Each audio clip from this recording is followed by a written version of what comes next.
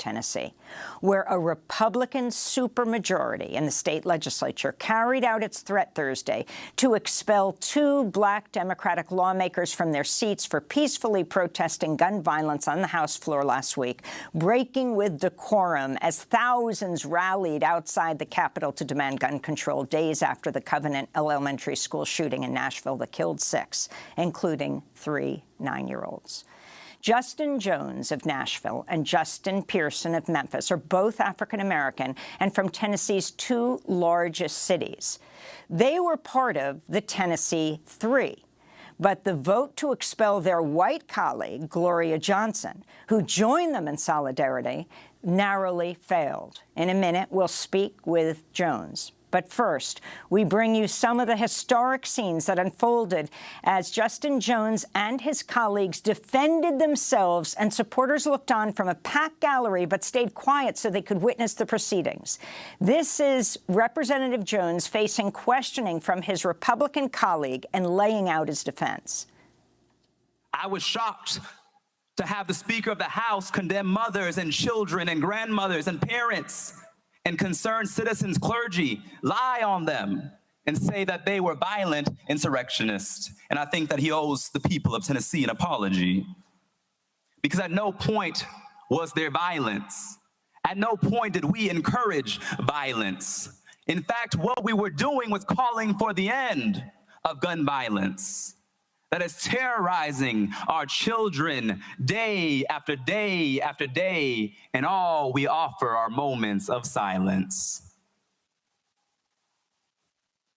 It is in that spirit of speaking for my constituents, of being a representative of the people, that I approached this well on last Thursday. Breaking a House rule, but exercising moral obedience to my constitutional responsibility to be a voice for my people, to be a voice for the Tennesseans who you choose not to listen to because of those NRA checks that are so hefty in your campaign funds.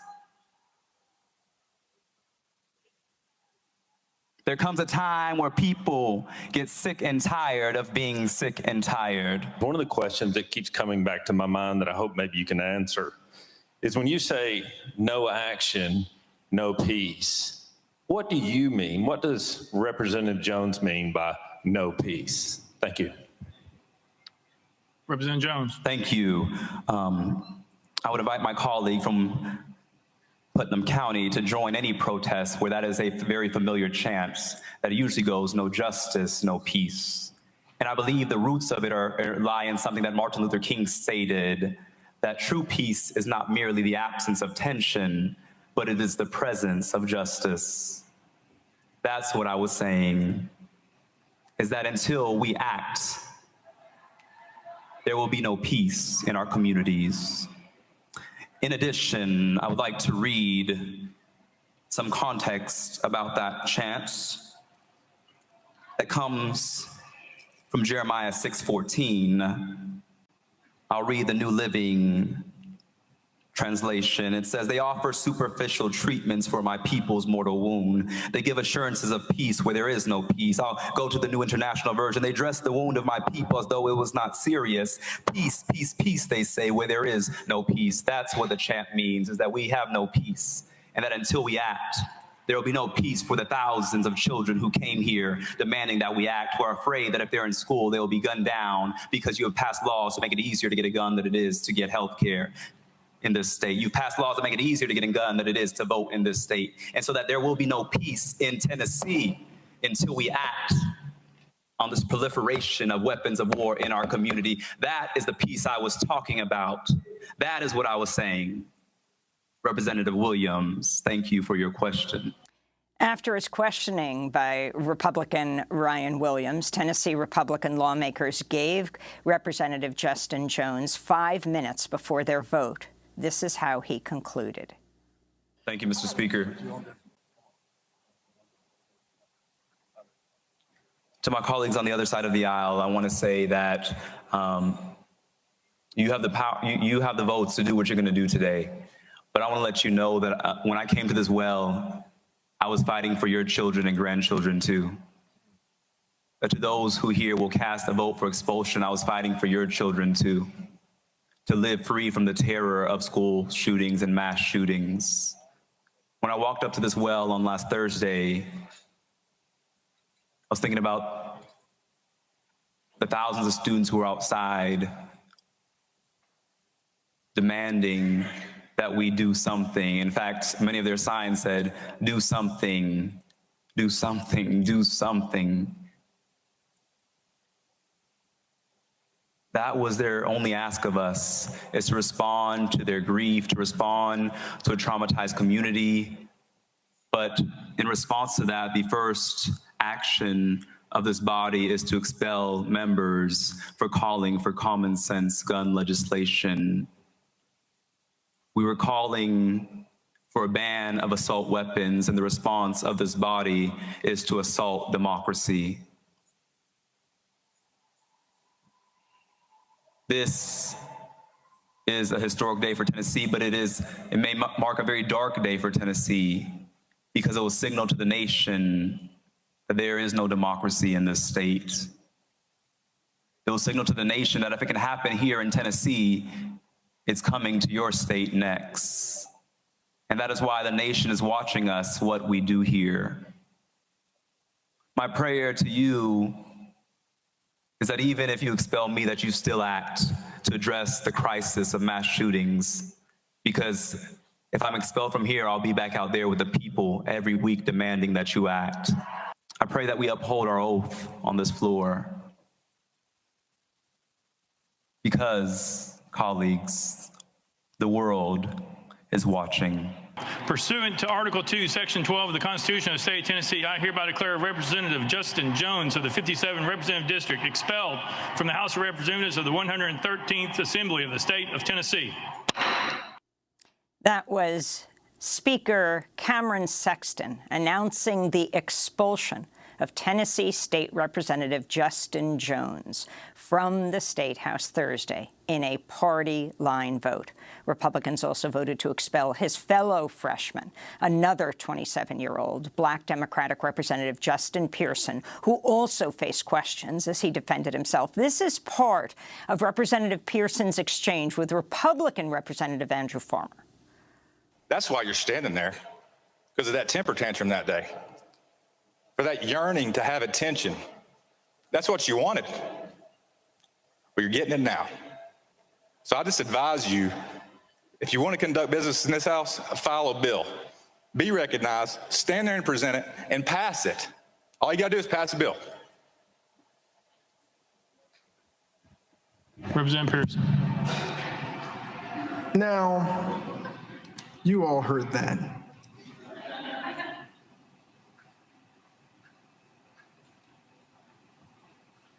How many of you would want to be spoken to that way?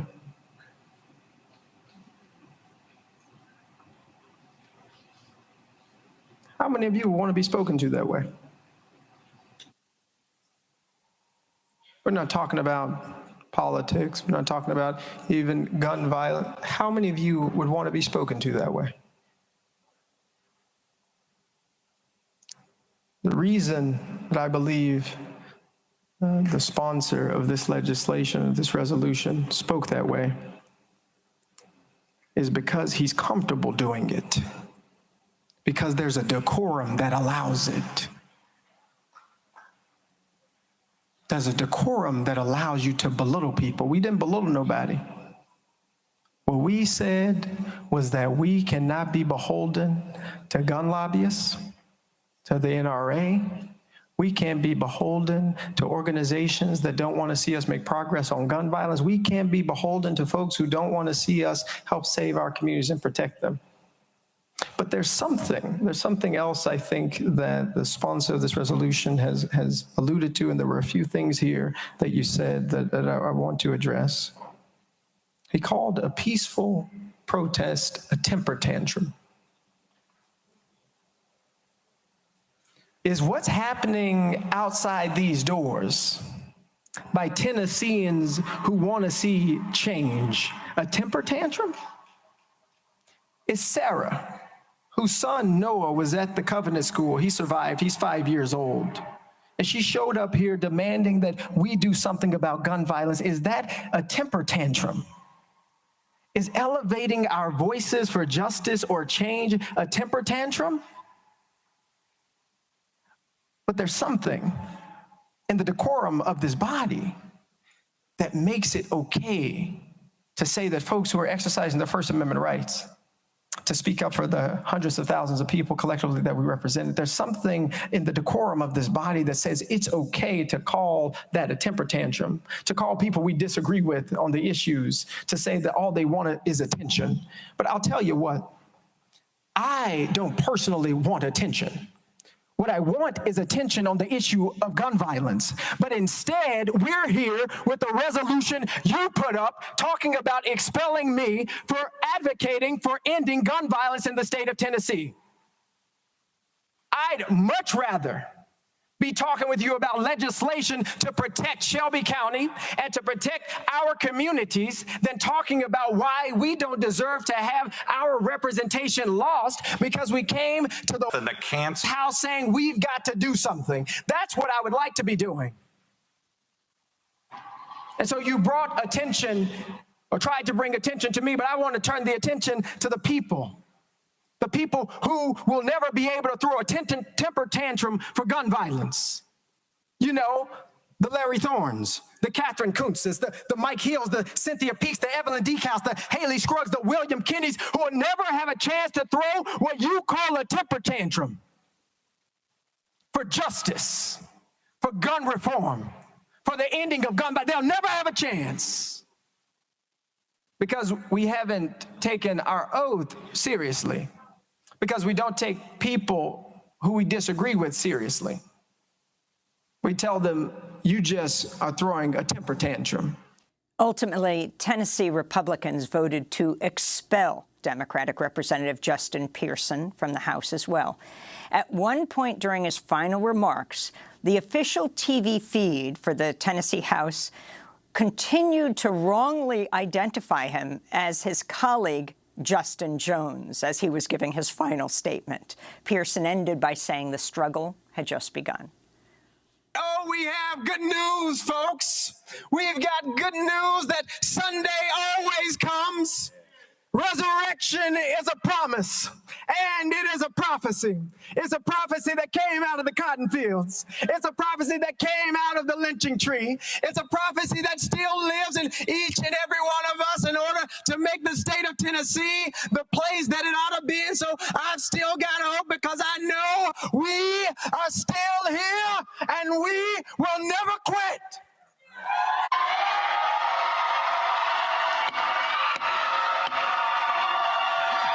Out of order. During the votes, thousands of supporters rallied in the halls of the state capitol and outside when a reporter asked Democratic Representative Gloria Johnson why she thought there was a difference between her outcome. She was not expelled, but her colleagues were. This was her response. I will answer your question. It might have to do with the color of our skin. Representative Gloria Johnson was a teacher at Central High School in Knoxville that faced a school shooting more than a decade ago.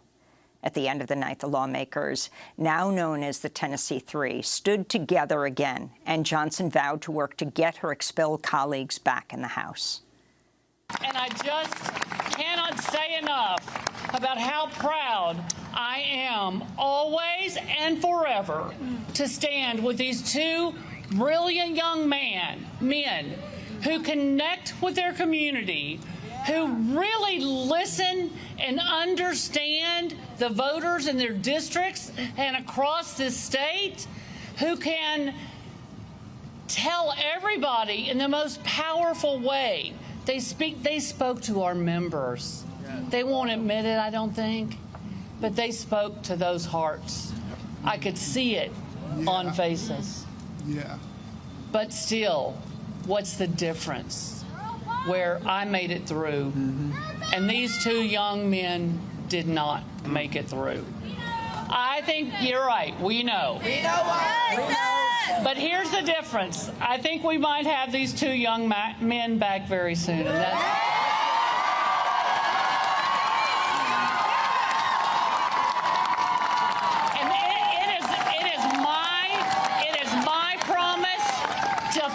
fight like hell to get both of them back. Representative Gloria Johnson standing next to the Justins, Justin Pearson and Justin Jones, who had just been expelled by the Tennessee state legislature. Well, we're joined right now by Justin Jones, expelled Democratic Tennessee state representative of Nashville. Welcome back. Thanks so much for joining us again after this marathon day.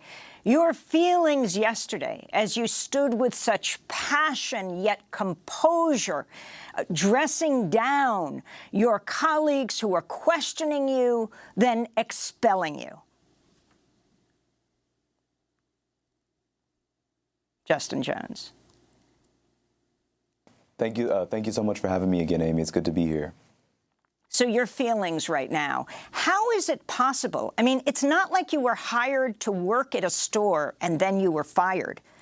You were elected by the people of Nashville.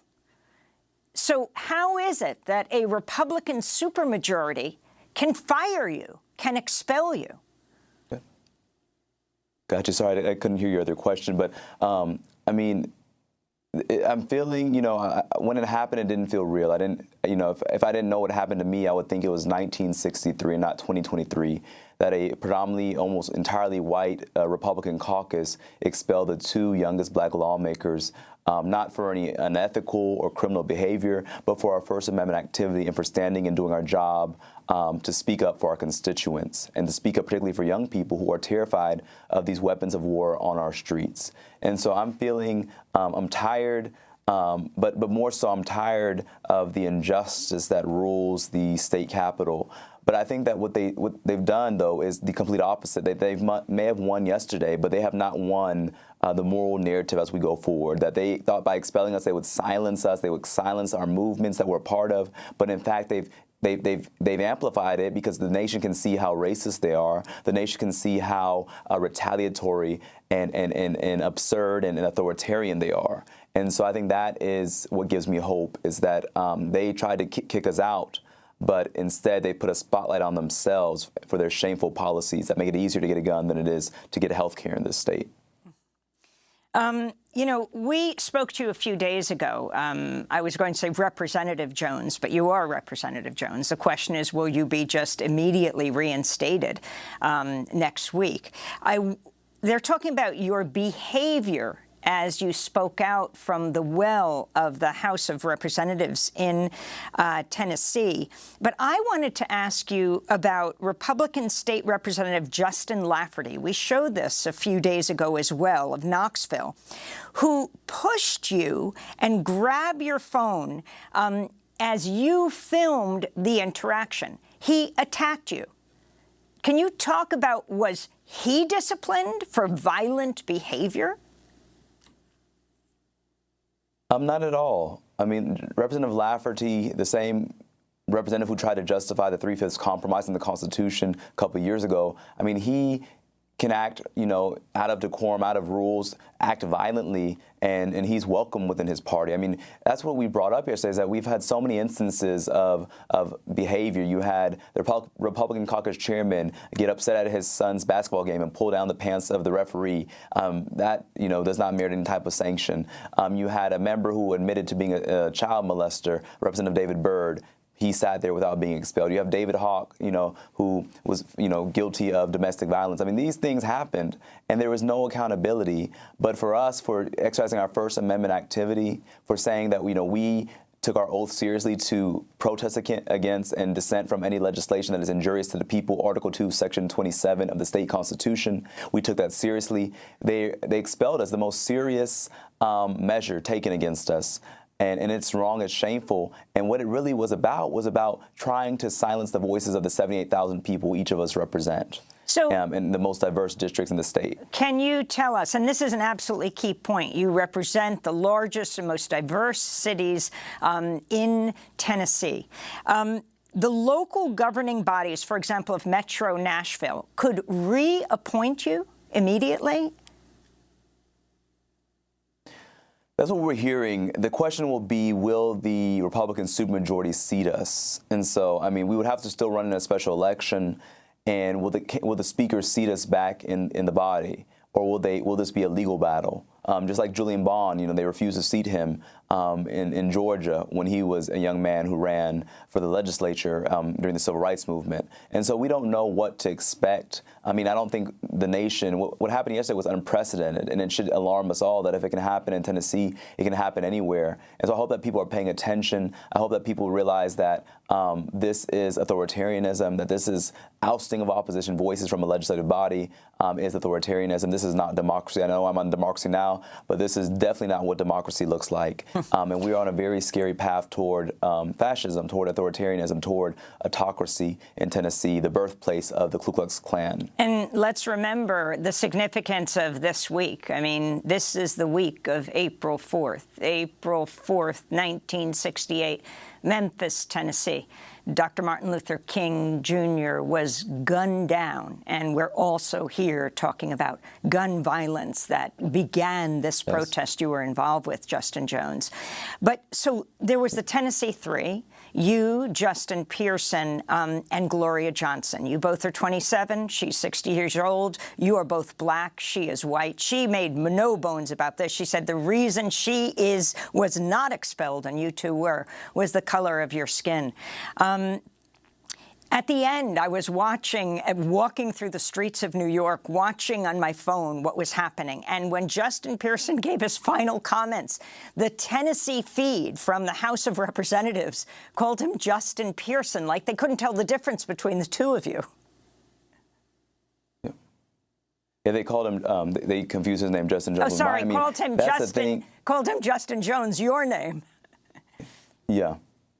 I mean, that is it, is that they saw two young black men who, speak up on the House floor, speak up in committees and challenge this dominant narrative of white supremacy, of plantation capitalism, of patriarchy, and that terrified them that we, were the two youngest lawmakers. I'm 27, Pearson's 28, and that, we represent the future of this state, and that is what they're trying to stop, is that they want to hold on to this old South when we're trying to bring a renewed South that uplifts human rights and democracy, multiracial democracy, and social justice. And so what we saw yesterday was a public lynching, let's be real, and it was meant to set an example, but we did not bow down. And that's what I think has them, really upset, is that we didn't break, we didn't bow down. They wanted us to, to feel broken, but we left with our fist up in the air because we knew that that this was not the end,